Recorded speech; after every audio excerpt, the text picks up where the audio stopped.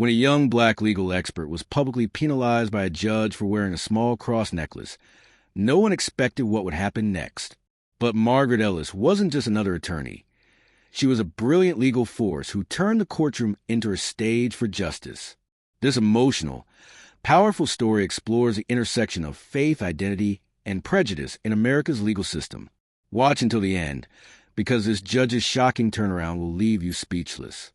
The courtroom was colder than necessary, not because of the air conditioner, but because of the stairs. Margaret Ellis knew how to dress for court. Modest, neat, professional.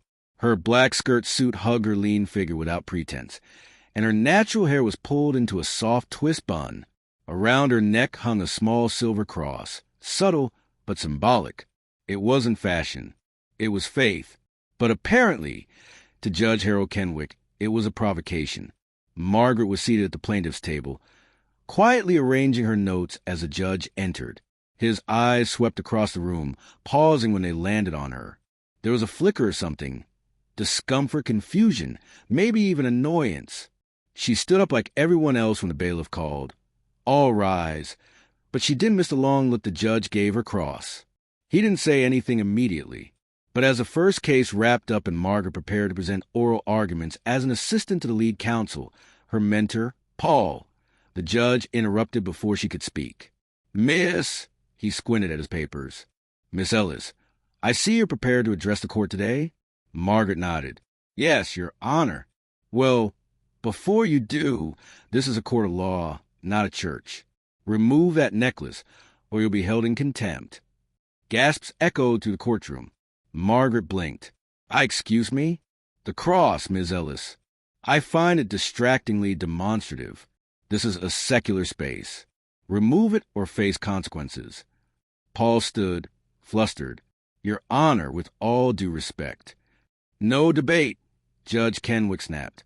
We are not turning this courtroom into a religious statement. Margaret's lips parted to respond, but she caught herself. She had prepared for bias. She had prepared for skepticism. But she hadn't prepared to be penalized for her faith, especially not in a country that supposedly upheld religious freedom. Slowly, her hand moved the chain around her neck. She didn't take it off. She didn't make a scene. But she did meet the judge's eyes. Yes, Your Honor, she said, and sat down. Her voice never wavered, but something in her cracked. After court, Paul raged on her behalf. This is outrageous. He's out of line. I'm filing a judicial complaint. Margaret held up a hand. No, not yet. Paul frowned. Why the hell not? She looked away, out the window of their firm's office in downtown Atlanta. The city bustled with ambition and injustice alike. Because I'm not done showing him who I am. I don't want revenge. I want revelation. That night, she lay awake, cross still around her neck, playing the courtroom moment over and over again. Her father had worn a cross through every layoff, every job rejection, every time he was called boy in his 60s. Her mother had stitched one into her Sunday dresses. Their faith wasn't just belief, it was survival, and she'd be damned if she let a bench bully take that from her. She decided she would return to that courtroom, not as an assistant, not even as a witness, but as lead counsel. 6 months later, Margaret was the first black woman to lead a constitutional civil case in that county in over a decade. Paul stepped aside proudly. She'd earned it. The case was significant, a wrongful arrest involving racial profiling and excessive force. A young black man named Terrence Cole had been thrown to the ground, cuffed, and humiliated by officers who claimed he matched the description, a vague and conveniently vague term. Margaret saw herself in Terrence. She saw her brothers, her father, her future sons. And when she filed the case, she noticed the assigned judge, Harold Kenwick. Of course, when the day of the trial arrived, she dressed with precision. Her suit was the same cut, but navy this time. Her hair was in a braid crown, and the cross, still there, still small, still hers. She walked into the courtroom with dignity. And this time, when Judge Kenwick looked at her, there was no mistaking the recognition. His eyes narrowed. Ms. Ellis, I see you returned, he said dryly. Margaret smiled, calm and unwavering. Yes, Your Honor. I'll be leading for plaintiff. No mention of the cross. Not yet, but his posture stiffened. He remembered. Over the course of 5 days, Margaret dismantled the defense with surgical precision. She introduced body cam footage the police hoped no one had retrieved. She cross-examined officers until their contradictions unraveled like frayed rope. She presented data, precedent, and a closing argument that felt less like law and more like prophecy. Terrence Cole was not a threat, she said, voice steady, every eye on her. He was a young man walking home from work. The only weapon he carried was melanin, and that, Your Honor, is not illegal. Not in this country. Not in this courtroom. Not today. There was silence so thick you could taste it. Even Judge Kenwick didn't speak for a full minute.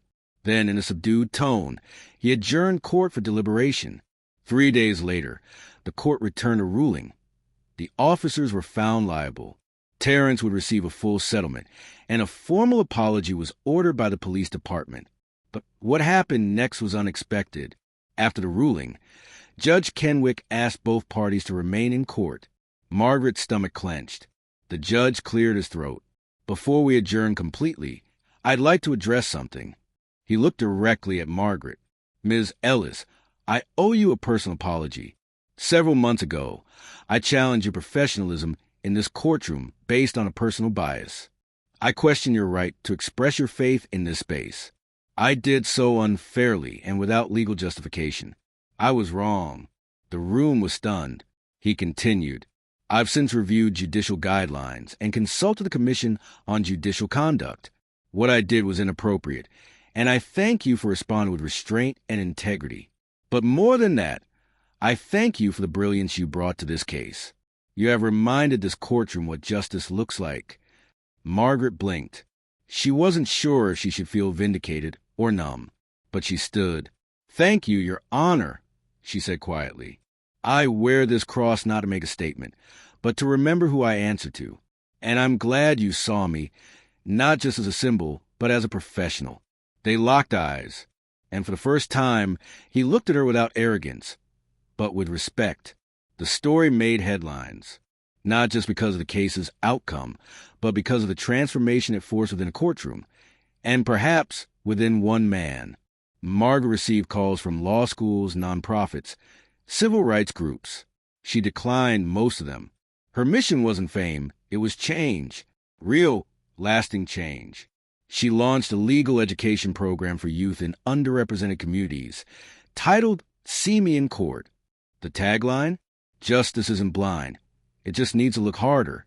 And every time she stepped into a courtroom, the cross was still there, silent, powerful, and completely hers. This story is not just about faith or race. It's about assumptions. The assumption that professionalism cannot coexist with personal identity, that a black woman must shrink to be seen as neutral, that tradition must exclude spirituality to maintain order. Margaret's victory wasn't just legal. It was spiritual, cultural, and symbolic. She didn't just win a case. She changed a courtroom. She held her head high, even when the system tried to bow it low. Justice doesn't ask us to erase ourselves to be heard. It asks us to speak clearly, powerfully, and with truth. Margaret did that. And in doing so, she reminded everyone, your identity is not a liability. It's your legacy. Subscribe for more true inspired storytelling with powerful morals to comment, like, and share if the story moved you.